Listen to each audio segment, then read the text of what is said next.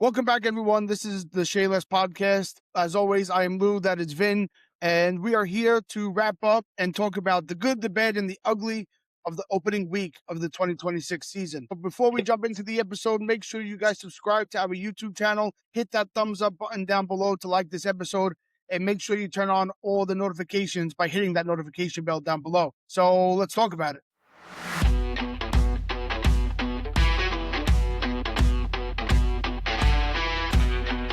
So 1 week into the season, fans are completely losing their minds.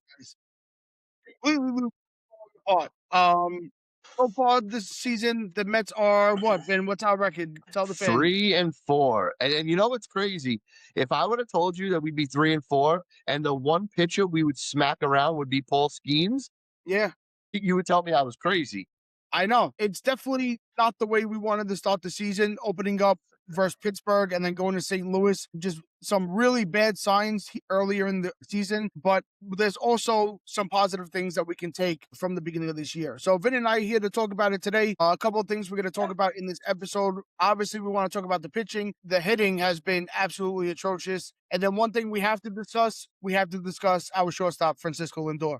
Let's start the episode off. Me, you, and the guys, we were at opening weekend. We went to the Saturday game versus the Pittsburgh Pirates. City Field was electric. To start the Yeah. game, the Mets started off pretty slow, but as the game went on, the Mets grinded out a memorable win for you and I when Lou Bob hit that walk-off. Just a really good moment, to start the season. But right after that home run, Vin, the Mets definitely stumbled once they got to St. Louis. And right before, let's not forget, Lou Bob saved them because they had the bases loaded, nobody out when we were at that game, and Lindor and Soto both did not get the job done. Obviously, we know that the lineup has not been hitting. They have been really struggling from top to bottom.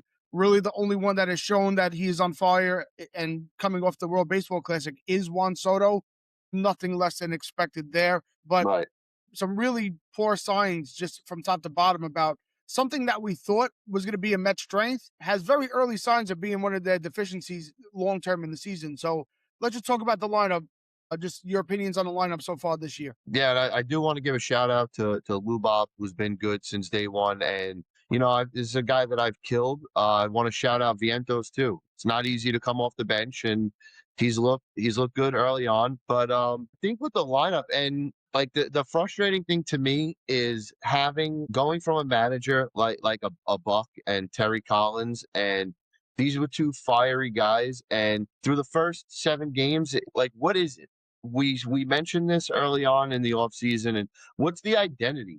Is it like home runs? Is it power? Is it contact, not striking out? Because I don't see anything right now. And it's almost like they've taken on the identity, and I've killed this guy recently. I've defended him in the past. I'm done with Mendoza.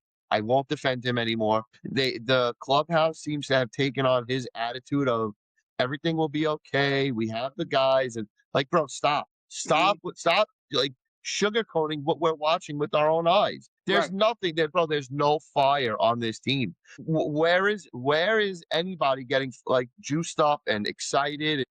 Does it stem from what we'll talk about in a little while, the Lindor and Soto relationship? Mhm. Because that's a thing now. You know, when Buck had the thing with Lindor and McNeil, there was eventually an end to it. Where is the end to Lindor and Soto? Yeah. Because it seems to be affecting the whole team now, whether guys will admit it or not. I've seen I think it was Andy Martino or whoever it was came out and said it's not true. Well, then somebody come out and say it's not true. I don't need to hear it from Andy Martino because I personally don't care what he has to say. I want to hear it from Lindor. I want to hear it from Soto. I want to hear it from Mendoza, Yeah. Stearns, Cohen. Somebody address the elephant in the room. Well, I think the difference between Buck and Mendoza is Buck comes from that old school mentality where that is his locker room. You know, Right. Buck runs that locker room, and so did Terry Collins going back a couple years ago. Those guys those players knew that it started from the top, and the leadership started from the top. And right now, it seems to be that Mendoza, he is a player's coach, where he wants the players to feel welcomed in a certain type of way, and making sure that their voices are heard in the locker room, and that's great. You want players to have that voice in the locker room, but at the same time, there has to be an understanding that no matter what happens, no matter how bad it gets, that there is a leader in that locker room, and it all Right. starts with the manager. You look around baseball and the successful teams in the league, whether we like those managers or not, they are A type personalities. They are leaders in that locker room. You know for a fact that, when Roberts in LA, or, even going back to, say what people want about him, about Joe Girardi, he demanded that it was his locker room, and he did And to things listen, to a certain extent, so does Aaron Boone. right. I know we spend a lot of time making fun of him and trashing him, whatever the case is, but there was that one press conference that he caught a lot of heat for, and a lot of, guys poked fun at him when he was slamming the table. But what did he say in that press conference? We have the guys in this clubhouse. Yeah, Make it work. right, And I'm sick of this nonsense where, like you said, players manager, great. right. If everything is going as it should. Right Yes. now, and not just the 7 games now, Mhm. to 3 quarters of the season last year, it's not going the way not only the fans want, but I'm sure the way Steve Cohen doesn't want.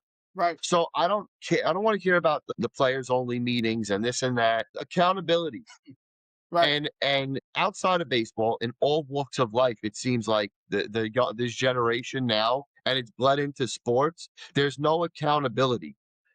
Would Buck maybe have held Lindor and Soto in his? And I made the video about this yesterday.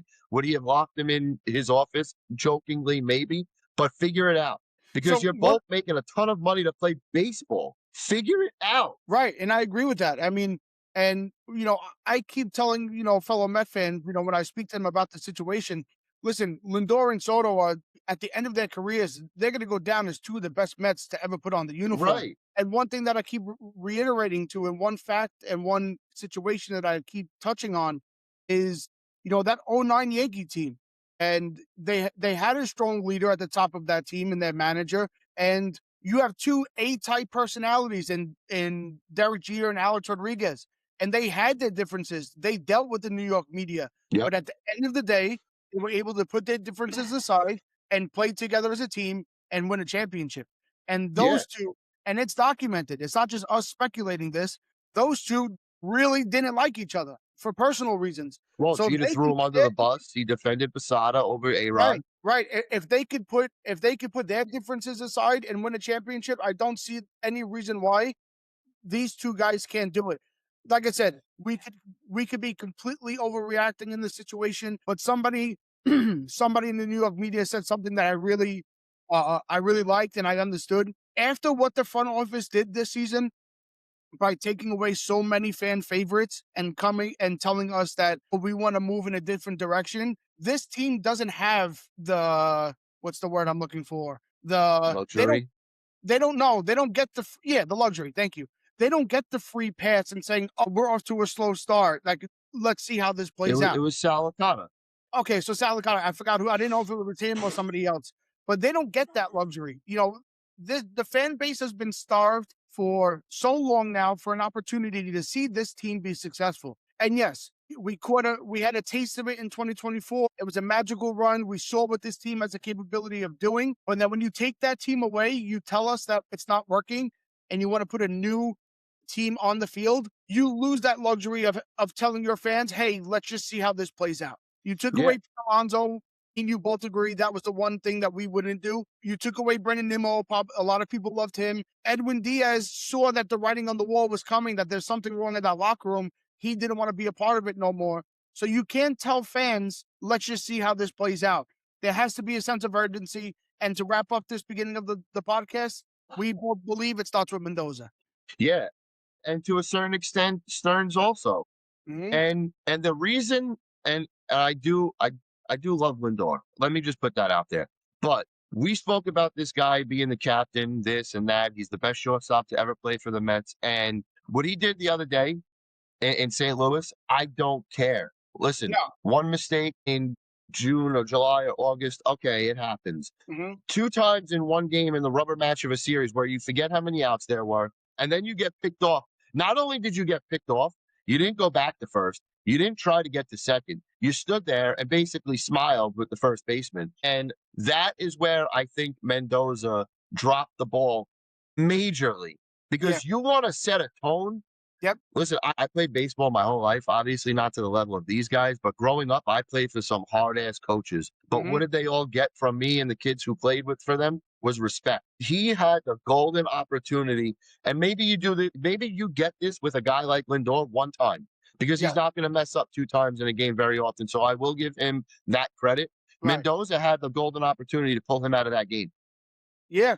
And listen, And for me, when he got picked off, he would not have been running out the shortstop in the bottom half of that inning. And that was the opportunity to change everything in that clubhouse. This is yeah. not acceptable. And it Right. starts at the top with guys like Lindor. I nobody is a bigger Lindor fan than me. You know it, Vin. Like I love this guy since the moment he's come here.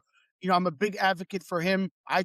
Do I think he's a leader in the clubhouse? Yes. The way he leads, we don't know. That has that's not up to the fans. Like we're not in the clubhouse every day. But to your point, it's absolutely unacceptable. In a rubber match versus a team that you should be beating easily in the St. Louis Right. Cardinals, who are in a complete rebuild. Listen, the 2 outs thing, sure, but to do it the very next inning to get picked off like that, and then just kind of tip your hat and say my bad. Like, listen, they're human, right? Right. Like But anybody I else. just want to say why to me it's inexcusable for the one for getting the outs. It was the first inning. I You got one out in the first inning Yeah, of the bottom of the first inning. I It know. wasn't the sixth inning or the seventh inning of a game that's dragging along. Yeah. Like, come on, man. And Freddie Peralta is supposed to stick around for this? I mean, listen, I don't think that's listen. I think him and Freddie Peralta are good. I don't think that has anything to do with it. But I think that the opportunity is there for some it has to be a learning experience, not just for him, for the rest of the team. Like if this team doesn't realize that they're in a funk right now, and if Mendoza doesn't come out and make those adjustments like you're saying, use those moments as teaching moments to not just him, the young kids on this team as well.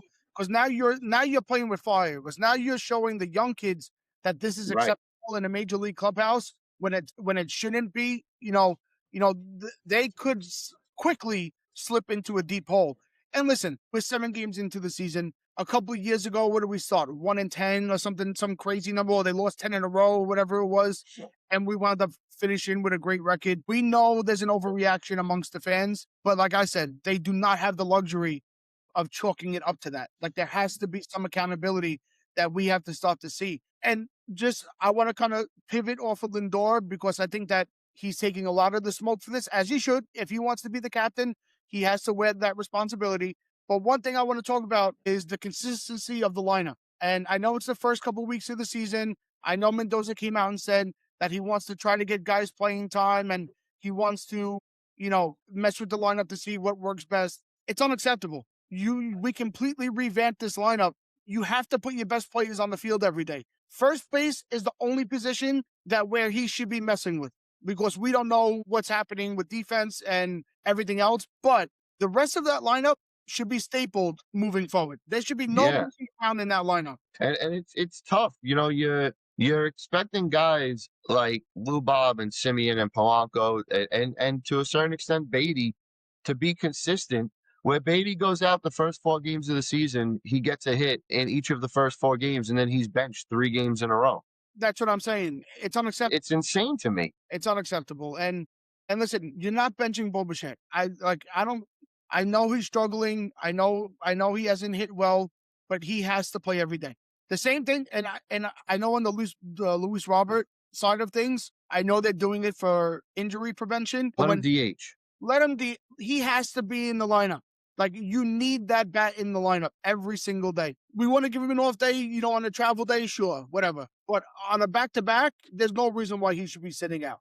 Yeah, I mean, listen, right now he's one of their big guys, and they need it Yeah, because I said it on live with Brady a few days ago. You don't win your division in April and May, but you can lose it. you could absolutely lose it.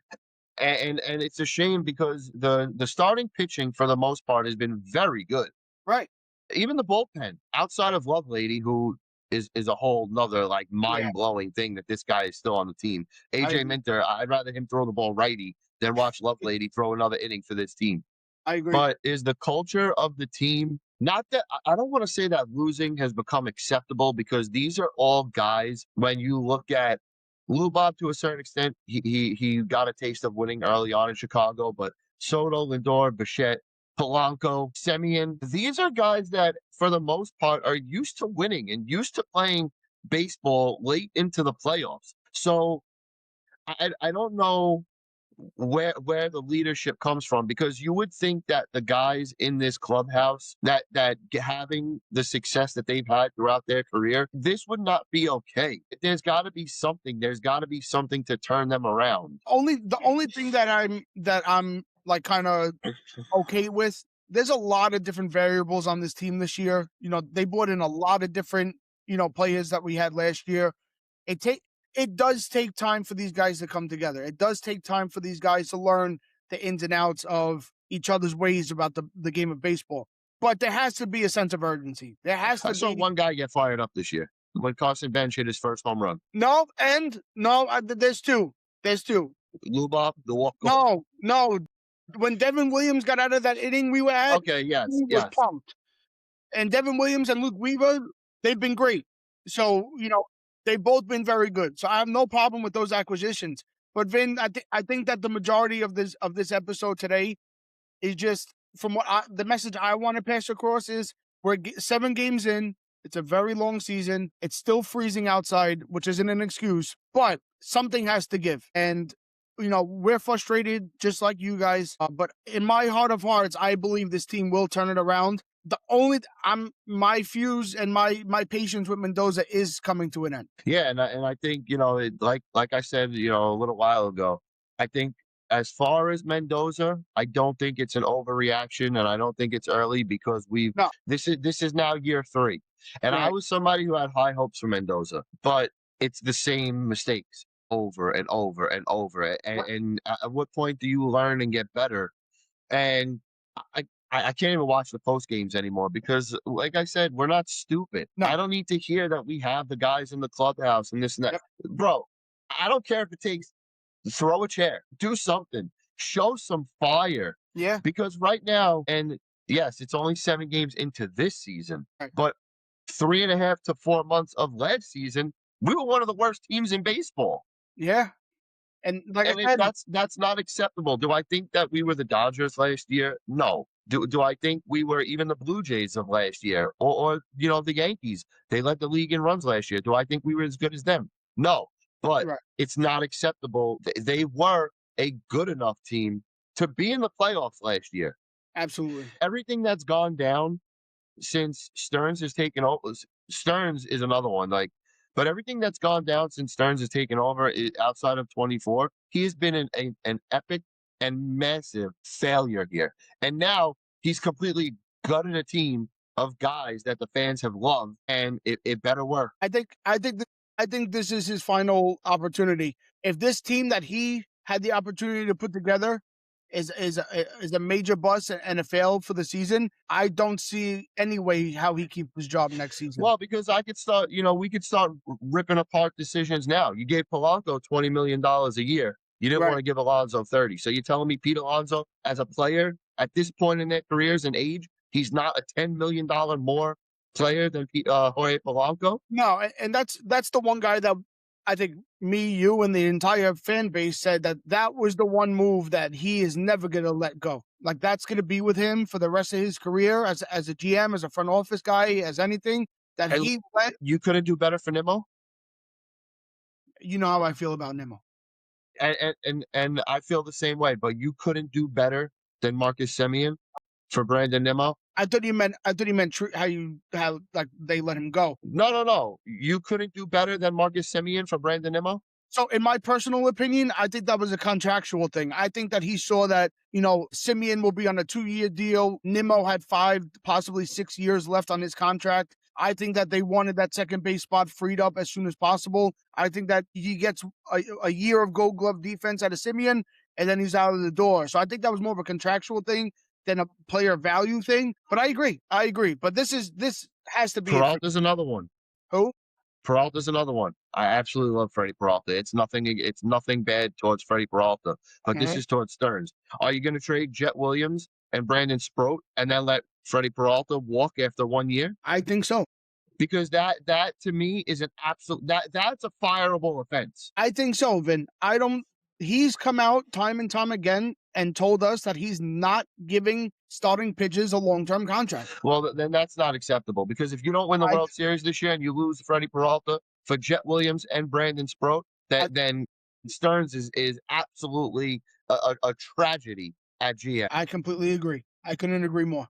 And if we lose him and we give up two of our top prospects, possibly our number one prospect for 1 year of a starting pitcher, and we don't even let's hope we make the playoffs. And like you said, I think that's a valuable point for him not to be here no more. Yeah, because then at that point, where's the vision? You sold us on the minor leagues. Yep. Okay, we saw some of them. We were excited. And we gave him a lot of credit for building the farm system the right way. Right. We gave him his credit for that. But if he's going to pivot from that vision now and the vision that he sold us on to do whatever he's doing now, that's it. He's losing everybody. And this is a guy that in Freddie Peralta that's openly talked multiple times about wanting to sign an extension with the Mets.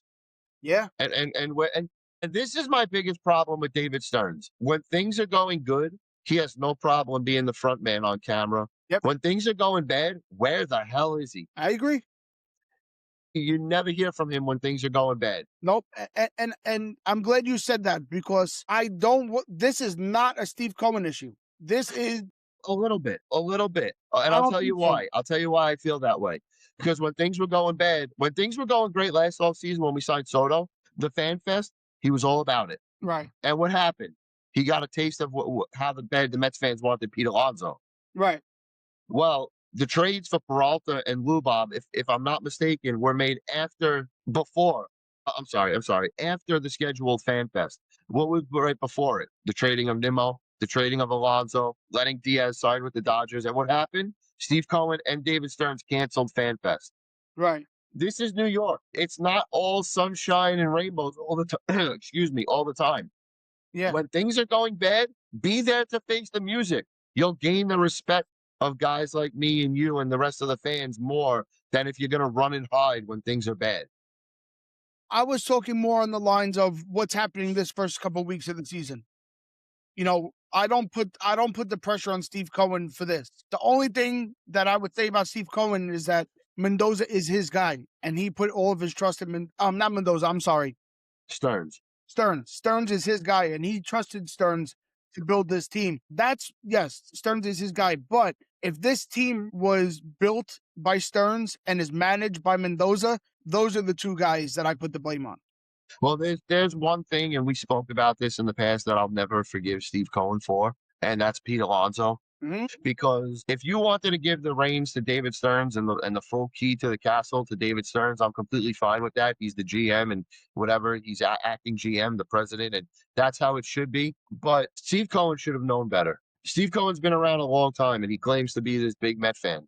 Hmm. And he saw the fan reaction back years and years ago when they let Dwight Gooden and Darryl Strawberry walk out the door and Jose Reyes walk out the door. And I thought Steve Cohen had the smarts and the wherewithal about him to be like, listen, David, you could build the team whatever you want. I don't care. You want to rip it apart, build it from the ground up. Pete Alonso is going to be this team's first baseman until the day he retires. Yeah, And I'm not talking about some low level, who's the guy that we joke around? Ed Kranepool. I'm and not talking, I, and all respect to Ed Kranepool, but I'm not talking about a guy like that. This is your franchise leader in home runs. yeah, There's some guys that come around every once in a while. We've had David Wright, we've had Pete Alonso that are bigger than the analytics. Pete Alonso was there was like God, and then there was Pete Alonso to Met fans yeah, in this generation. And Pete Alonso should have been here. His number 20 should have been hanging up. And now, because, I'm just, going off a little bit. Now you run the risk of one day. Could you imagine Pete Alonso hits his 500th home run in an Orioles uniform? it's gonna happen. Well, now he's going into Cooperstown as an Oriole because he's going to have played more games as an Oriole. He's Yeah, going to have played more seasons as an Oriole. So, yeah. so now what? I know. And the way and we don't know exactly how the contract went down, but he said nothing positive about the Mets once joining the Orioles. Like he's dismissed every question that he gave a very, general answer when it came to the Mets. He obviously felt some type of way that he's not here. So even if it comes down to it, in my heart of heart, I do think he'll finish with 500 home runs. I don't think he'll be a first ballot Hall of Famer, but he will be in Cooperstown someday if Right. if he continues to play at this rate. And I could see him saying, "I don't want to be a Met in Cooperstown because the way they treated me walking out the door." Like I said, it's been a rough start. It's been a lot to take in. I understand the fan base frustrations. They got to turn it around, and hopefully the next week when we do our next episode, we can have a more positive outlook on this team. But like we said, Nolan McLean is on the mound tonight in San Francisco. Let's hope that he pitches well. Let's hope they get it turned around. Bichette had a couple hits last night. He almost hit one out. Harrison Bader robbed him of a home run. And And he smoked that ball down the right field line that Schmidt robbed from him. the ball's just not falling the right way for us right now. And listen, it happens. It's baseball. But I believe in this team. I do. I believe in the leadership in Lindor and Soto. They have to work it out. I think they will. But hopefully, I like I hope said, so. I yeah, hope so. I hope you're right. the next time that, maybe the next homestand when we're back at home next week, they can get the fans behind them and we can really start to turn around. And I can't wait for them to be home because I want that cookies and cream egg roll again. By the way, who was in charge of making the Mets schedule? Because they had them home for Pittsburgh, then on the road to St. Louis, then out to the West Coast, and then home to play Arizona, and then back to the West Coast to play the Dodgers, and then But it, I don't know. but it, I don't know. It's also not set up for us right now with the way things are going and the ball not rolling our way. It's not set. The schedule's not helping anything. it's not just us. And I was talking to this about a couple guys that are Met fans, and I think that Major League Baseball did this to a couple East Coast teams to get like in a couple of weeks when when we have our long homestand, that cold weather is gone. Because Vin, we were at that Saturday game. I never want to do that again. It It was was freezing. cold. It was freezing that night. Listen, we're gonna wrap it up here. We just want to get on, voice out frustrations. We want to hear your comments, opinions, thoughts, all of it. We're gonna make a couple videos. Please make sure you comment on Instagram. Let us know how you're feeling.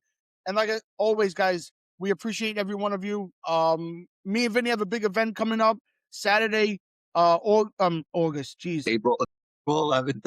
Saturday, April 11th at Jam Sports Card, 7309 Amboy Road. We are hosting our very first live event. It is a trade night for the hobby. Come on out, bring your cards, bring your family. Let's have a good time. Let's be positive about this Mets team. Like always, make sure you subscribe to the YouTube channel. We just hit 500 subscribers. Stone, knocked down. We're almost there. Let's keep going. And we'll see you guys next time from the Shayless Podcast. Yeah, I guess let's go Mets. You know.